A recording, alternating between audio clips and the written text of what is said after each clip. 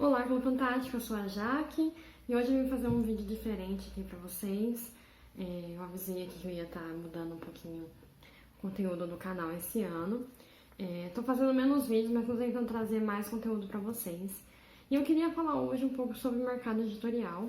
A gente tá em janeiro ainda e, assim, o mundo tá começando, o Brasil, né, tá começando a funcionar agora. E, assim, a gente tem uma perspectiva do mercado editorial que tá um pouquinho incerta, né? E aí eu fui pesquisar como é que tá esse cenário do mercado editorial pra gente que é escritor, pra gente que é leitor também. E eu acabei chegando em algumas matérias, né? Conseguindo algumas informações que eu achei, assim, que valia a gente discutir aqui e comentar um pouco. Primeiro falando da questão do mercado editorial, já tem essa característica aqui no Brasil de ser bem complicado para os escritores, porque a questão de você viver de literatura é muito difícil, porque no Brasil a gente não tem essa cultura da leitura, né, do livro em si. A gente é um grande consumidor de conteúdo, mas não necessariamente esse conteúdo a gente vai buscar nos livros. A gente sempre acaba indo em vídeos, em palestras, ou mesmo através de outras pessoas para conseguir a informação que a gente quer para aprender ou para entretenimento. Não tem essa cultura de você usar o livro para o seu próprio aprendizado ou para o seu próprio lazer, né? A leitura ela não é tão, assim, a prática da leitura, você fazer uma leitura prazerosa, de você ter esse hábito de você sempre ter um livro, ou uma vez por semana, uma vez por mês, você lê um livro por prazer, é muito difícil. Está recomeçando agora no Brasil. Tem uma turma aí mais nova que tem essa vontade, que gosta de ler, essa cultura da leitura, né? Mas é uma coisa que está começando a engatinhar ainda, o pessoal ainda não não se gasta tanto com livros quanto se gasta com outras formas de entretenimento. E foi exatamente por isso que o mercado editorial no Brasil teve uma queda lá em 2018, que foi quando todo mundo, um pouco antes até de 2018, mas em 2018 teve um boom assim de fechar livrarias. A Saraiva teve vários problemas financeiros, fechou várias lojas. Cultura também fechou várias lojas em 2018.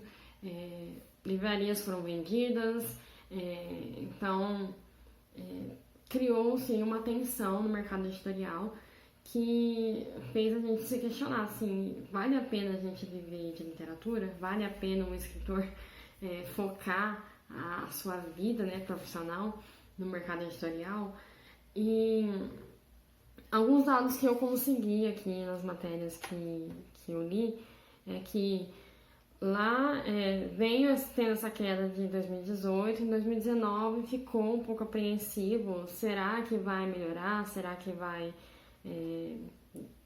terminar de estragar o mercado editorial, né? Aí, o que eu vi na matéria, que estava falando que teve um singelo aumento das vendas em 2019. A gente está analisando aqui o ano passado como um todo, né? E eles falam que teve um aumento considerável no final do ano, próximo ali do Natal, das festas de final de ano. E só que no consolidado do ano inteiro, esse crescimento teve um crescimento, mas ele foi mínimo, né? E não é um crescimento assim que vai deixar você animado, nossa, 2020 vai ser muito melhor. Não, cresceu um pouquinho, mas não foi assim lá grande coisa, não. E lá em dezembro, né, perto ali do Natal, teve um crescimento de 6,61% do faturamento, isso aí totalizando em dezembro, 118 milhões de reais vendidos em livros, e isso representa 4,6 milhões de cópias vendidas. Isso representa ali um crescimento de 12,37%. Esse crescimento é o comparativo de dezembro de 2019 com dezembro de 2018. Então, assim, em comparação ao mesmo período do ano de 2018, teve um crescimento de 12% em quantidade vendida, em 6% de faturamento.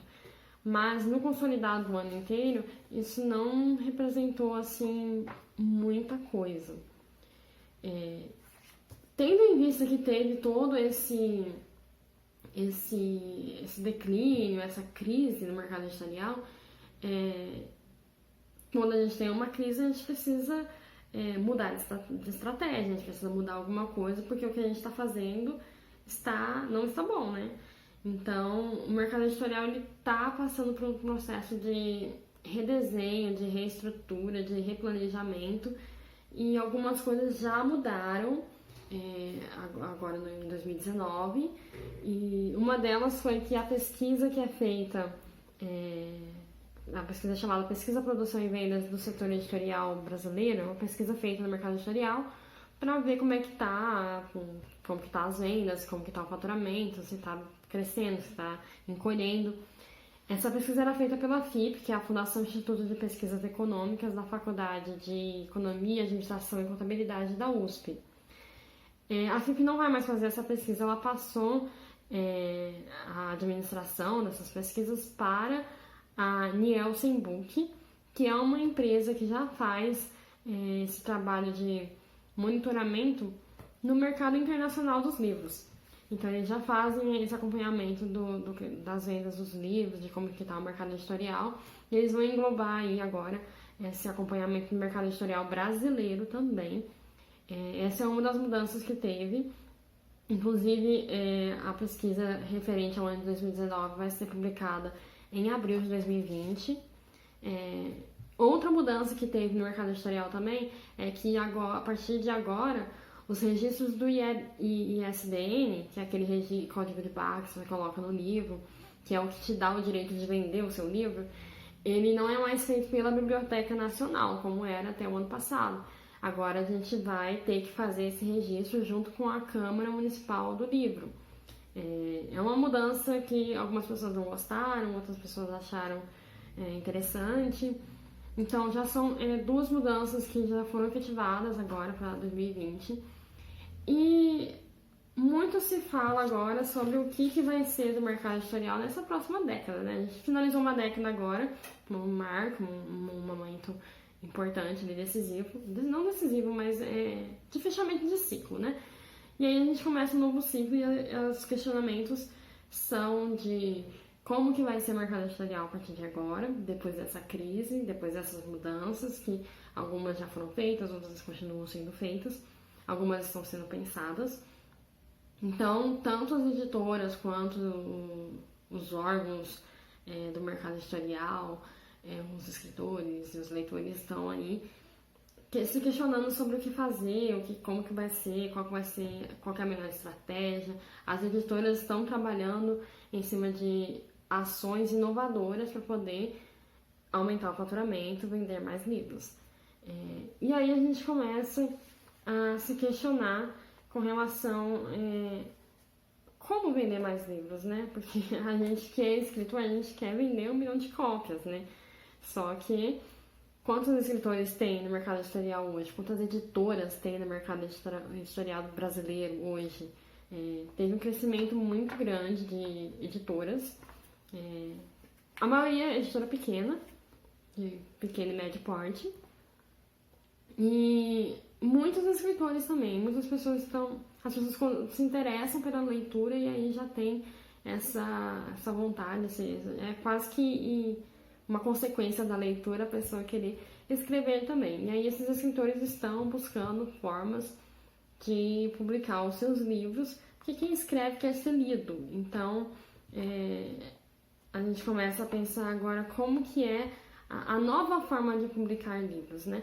Porque até a década passada a gente pensava que você escrevia o seu livro de 100, 200, 300 páginas, você tinha que revisar e preparar e montar aquele seu texto escrito, impresso, e depois de impresso você teria que vender esses impressos, né?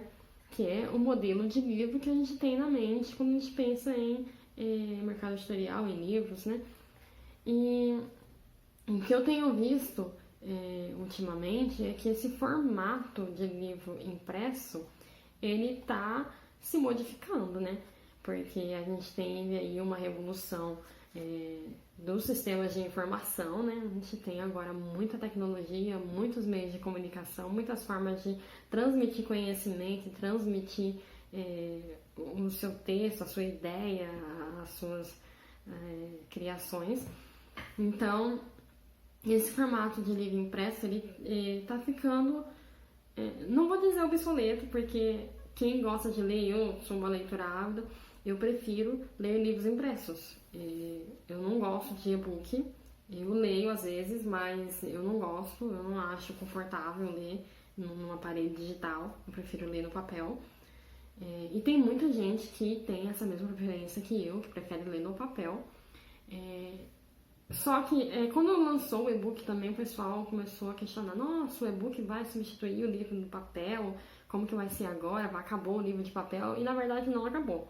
O e-book ele se transformou numa opção para quem quer uma coisa mais prática, para quem é mais tecnológico, mas a gente ainda tem os dois formatos.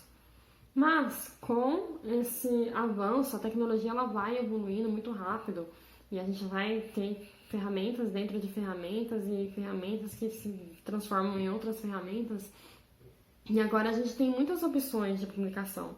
A gente pode fazer uma publicação impressa no papel, a gente pode fazer uma publicação digital através dos e-books, a gente pode fazer uma publicação digital em áudio através dos audiobooks, que é uma coisa que começou no Brasil e aí deu uma esfriada e aí começou a querer engatar de novo, e aí nós estamos aí com esses audiobooks que ficam por aí. Alguém faz e alguém lê, mas não é todo mundo que tem conhecimento dos audiobooks e que tem a prática de ouvir os livros. Mas é uma ferramenta que existe, que é utilizada. E, paralelo a isso, a gente tem também outras formas de publicação digital online.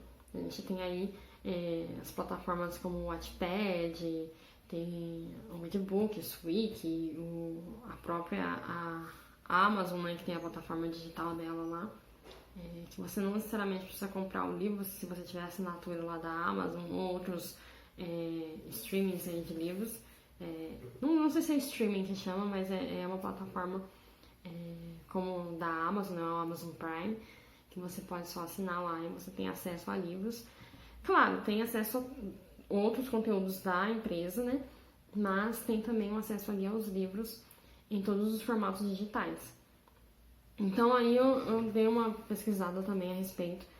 E as questões que estão sendo levantadas agora para o mercado editorial é a questão da diversidade, da inclusão e da acessibilidade. O que seria isso? Você usar as várias ferramentas tecnológicas que nós temos para poder entregar esse conteúdo de uma forma mais democrática, para que todas as pessoas consigam acessar. Isso não significa especificamente distribuir livros para todo mundo em todo lugar, livros impressos. Esses livros, esse conteúdo, né? Não vou falar só livros porque a gente está falando do conteúdo, da criação de conteúdo de uma forma geral. Esse conteúdo ele vai ser entregue tanto ali em plataformas digitais, em impressos, publicações, né? E digitais e não digitais. E aí a gente começa a ter que pensar, a gente como escritor, como criador de conteúdo, tem que começar a pensar nessas questões. A diversidade, que é você sair da sua bolha aqui de criação e começar a incluir outras bolhas dentro da sua bolha, para você não falar só de si mesmo, porque é uma coisa que é uma tendência dessa tecnologia que a gente tem hoje de rede social e de smartphone, essa coisa muito individual, que torna você um indivíduo, mas você fica muito narcisista, muito voltado para você mesmo. E aí os criadores de conteúdo, que eu percebo e às vezes eu dou uma analisada tanto em YouTube, em Instagram, em outras plataformas, é que o criador de conteúdo ele começa com essa tendência de criar conteúdo de si para si mesmo. E aí você não tem essa diversidade, que é você falar de tudo o que convém ali dentro da sociedade mesmo, né? Que a gente tinha muito antes livros que falavam sobre questões sociais, questões políticas e econômicas, não necessariamente sendo um livro sobre política, sobre economia, mas a gente pega ali uns livros de uns romances, uns livros de contos, umas crônicas das décadas passadas, e a gente vê a história do país ali, a história de alguns grupos sociais, e é isso que eu acho que faltou um pouco na última década e que as pessoas estão querendo resgatar agora essa questão da diversidade. E aí entra também os novos conceitos, os novos pensamentos de inclusão, que é você não falar somente na sua bolha, mas não somente ter essa diversidade de conteúdo, mas também incluir aqui as personas que antes não eram incluídas, né? Que antes a gente tinha um conteúdo que era, principalmente no Brasil, que a gente viveu aí 10 anos de ditadura, a gente tinha um conteúdo que era muito censurado e era muito específico para uma persona. E mesmo naquela época as pessoas conseguiram preencher ali as lacunas, as entrelinhas com um conteúdo diversificado, mas não tinha tanto a questão da inclusão. O que é a inclusão? Você incluir aquelas sub-personas que tem na sociedade, né? E a questão da acessibilidade que entra aqui juntamente ali com a questão da tecnologia, né? Que é você criar ali a sua história, você tem o seu livro e você vai distribuir ele de uma forma que seja acessível. Qual que é o problema dessa questão da acessibilidade? É o custo. Porque para publicar um livro que seja totalmente acessível para todas as pessoas, todos os leitores, você vai ter um custo bem alto. E se falando em mercado editorial brasileiro, qualquer tipo de mercado no Brasil já é superfaturado por causa dos custos, dos impostos e etc. O mercado editorial brasileiro já é muito caro, né? Não é muito barato você comprar livros. Você vai achar mais barato aí um livro de R$35, R$45. E conforme vai aumentando, você vai melhorando esse livro, conforme você vai acrescentando qualidade a esse livro, tanto qualidade de conteúdo quanto qualidade de impressão e distribuição. Isso vai ficando mais caro. Então, um livro que hoje custa R$35, um livro impresso, para você publicar ele impresso, digital, audiolivro e outras plataformas aí, outras formas, né, meios, veículos, isso vai ficar muito mais caro do que os R$35 que você pagava até o ano passado. Então, esse é o grande desafio do mercado editorial, né? Ter que caminhar junto com a evolução da tecnologia, porém o custo ainda é muito alto. E aí, isso é o que faz os escritores buscarem alternativas e focarem ali naquela ferramenta, naquela plataforma que é mais viável para si, né? Porque o escritor brasileiro, ele não é dotado de poder aquisitivo para poder investir no seu próprio livro, né? As editoras, elas não têm essa prática de investir no livro mesmo, que é uma prática que as grandes fazem com aqueles autores que já são consagrados, que já são bem estabelecidos, que já têm um público razoavelmente grande e que tem a garantia de venda certa. Os escritores que não têm essa garantia de venda certa para a editora, eles não vão ter o seu livro como investimento, né? Eles vão ter que muitas vezes pagar para publicar. Não necessariamente pagar a editora, tá? Mas você tem ali um custo, mesmo que você não pague a editora para prestar esse serviço de publicação, você vai ter algum custo ali com o seu livro, com a sua com algum tipo de estratégia que você vai adotar ali de marketing. Você vai ter vai ter que fazer algum tipo de investimento, né? Em algum momento ali para você publicar o seu livro. Você que está começando agora, não chega aqui já achando que você vai enviar, a editora vai pegar seu livro, vai achar, nossa, que lindo, maravilhoso, e vai botar lá na gráfica, imprimir e você vai ganhar muito dinheiro. Não é assim que funciona, né? Então, essa questão da acessibilidade, ela é muito complicada justamente por causa disso, porque aumenta o custo do livro. E aí é um grande desafio, tanto para as editoras quanto para os escritores, criar formas, assim, ser criativo na hora de publicar ali e conseguir colocar o seu livro enquadrar o seu livro nessa acessibilidade, que é um grande desafio da década agora e que é um assunto que está sendo abordado em vários debates aqui sobre o mercado editorial. Outra questão levantada aqui para o futuro do mercado editorial, aqui na próxima década, é a questão da representatividade, que não é a mesma coisa que diversidade, tá?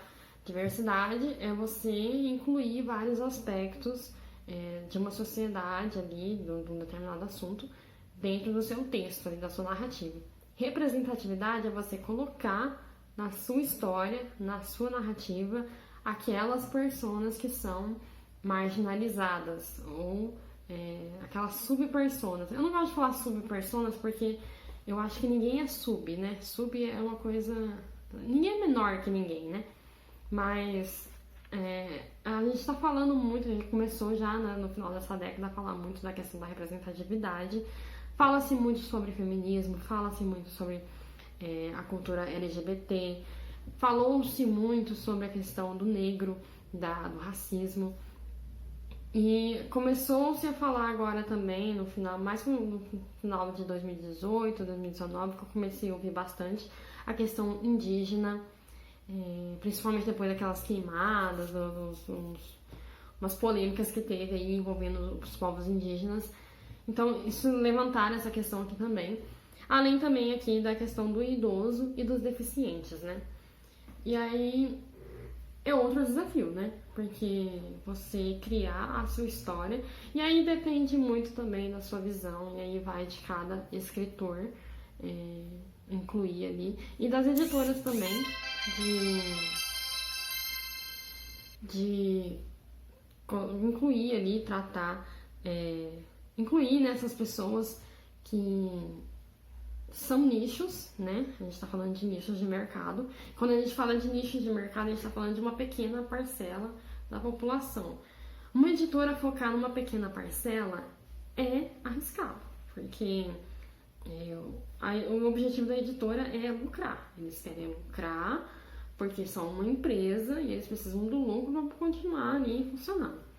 E quando a gente fala de focar em nichos, é arriscado para a editora porque ela vai parcelar, vai tirar ali o lucro dela de uma pequena parcela do mercado todo. Não diria que isso é um problema, tá? Isso já está acontecendo. Tem várias editoras pequenas que já tem sua seção, a sua categoria lá de LGBT, já tem a sua categoria lá que não é uma categoria, mas que inclui ali personagens femininas fortes. Eu li no ano passado da editora Pendragon, que é a nossa parceira aqui no canal, vários livros com personagens femininas fortes e marcantes e que não eram apenas mocinhas ali dentro da história. Então, as editoras estão trazendo isso porque a população tá falando sobre isso, a mentalidade da população tá mudando, então a gente tem que mudar na hora de criar o conteúdo e a gente tem que mudar, no caso ali da editora, na hora de distribuir isso aí também, na hora de aceitar também os originais, porque antes não era muito aceito os originais que falavam sobre essas temáticas, porque eram nichos e porque eram questões polêmicas, eram tabus, eram coisas que poderiam gerar um marketing negativo para a editora. Como hoje a gente está falando muito sobre o assunto, e a gente está desmistificando algumas questões, a gente está clarificando outras questões, é muito válido a gente incluir isso, todas essas temáticas. Não que você tenha que, nossa, agora a gente está falando sobre cultura indígena, então eu tenho que obrigatoriamente colocar um personagem indígena na minha história. Não, né? Você vai criar a sua história de acordo com a sua ideia ali, o seu roteiro, o arco do seu personagem e etc. Mas, voltando na questão que eu estava falando dos livros das últimas décadas, o livro ele é uma tradução da sociedade, mesmo que seja uma ficção, mesmo que seja um conto de fadas. Ele vai traduzir ali alguma coisa da sociedade. Se você pegar os contos lá dos irmãos Grimm, que são acho, um dos mais antigos que tem ali de contos de fadas, de história fantástica, você vai ver que eles estavam falando de questões sociais. Tem muita coisa da sociedade que transparece no texto. Você não precisa necessariamente falar, nossa, eu vou escrever um livro sobre feminismo. Não precisa, mas se você coloca ali algumas características que são do feminismo, isso vai transparecer na história e isso acaba incluindo o seu livro no mercado, porque talvez vai ter um nicho ali que vai se interessar pela história por causa disso. Então é muito importante, assim, quem escreve, assim, a gente já imagina que isso aconteça, mas quem escreve tem que estar muito antenado no que está acontecendo, tem que estar, assim, acompanhando, não necessariamente participando dessas questões, né? Mas tem que estar acompanhando o que está acontecendo, porque dependendo do que você escreve, se você não acompanha como que o pensamento da população está evoluindo, você pode estar transmitindo uma ideia que seja obsoleta e ela não vai ganhar tanto mercado do que uma ideia que está mais atual. Então, se você pegar, escrever uma história hoje que é muito machista, por exemplo, que tem um conceito muito machista, a não ser que você justifique isso de uma forma adequada, e outra vez isso vai exigir que você acompanhe o que está acontecendo na atualidade, se você não justificar isso da forma adequada, você acaba perdendo leitores, perdendo o mercado, porque você trouxe uma ideia que é obsoleta e que vai contra o pensamento de grande parte dos consumidores ali do mercado livreiro, porque a mentalidade do consumidor evoluiu. Então você, como produtor, tem que evoluir junto com o seu consumidor. É estranho a gente falar assim com relação ao livro, porque a maioria das pessoas que escrevem são artistas, né? O escritor é um artista, escrever é um tipo de arte. Mas, a partir do momento que você quer ter algum lucro com esse livro, você decide vender esse livro, você tem que tratar ele como um produto. E o produto tem que acompanhar a tendência do mercado. Então, por isso que é importante a gente estar antenado nessas questões e tentar acompanhar, né? É isso que o mercado editorial está tentando fazer agora, está tentando acompanhar as mudanças que tiveram de pensamento ali do consumidor do livro, e talvez essa queda que teve no mercado editorial foi justamente porque o livro ficou fechadinho ali naquela caixa e o mundo virou uma bola gigante. Então essa caixinha não comporta mais o que a sociedade está querendo consumir. Então você tem que sair dessa caixinha, tirar seu livro dessa caixinha, e aí é que a gente vai para os formatos novos que a gente tem agora, que a gente fala muito de formato, porque um livro impresso, papel, aquele pedaço de tijolo que a gente pega e carrega para cima e para baixo, ele tá dentro da caixa. Aquele é o formato de conteúdo dentro da caixa. E aí quem sai para fora dessa caixa é que começa a se destacar, que vai se destacar daqui para frente. E aí a gente tem aí os instapoetas, que fizeram muito sucesso aí nos últimos anos, né? Nos últimos 2, 3 anos pra cá. Os instapoetas, que você chegar lá no seu Instagram, publica uma poesia com uma foto da hora. Às vezes é só uma foto com um texto, mas é um formato diferente, é um formato dinâmico, né? Então, é importante você acompanhar ali essas mudanças e começar a usar ali as ferramentas tecnológicas que a gente tem para transmitir o conteúdo de uma forma inovadora, né? Então, essa é uma das questões que eu queria trazer aqui para vocês, para a gente pensar fora da caixa mesmo, né? A gente repensar esse formato de conteúdo, que não é só escrever, imprimir e distribuir. Você agora tem que distribuir de uma forma mais dinâmica, mais atual, que se conecte mais com o seu leitor e com esse novo leitor que não é só um leitor de papel, é também um leitor de áudio, é um leitor de visual, é um leitor de figuras, é um leitor de Instagram. E encaixar ali o seu livro, o seu conteúdo em algumas dessas ferramentas, em algum desses formatos.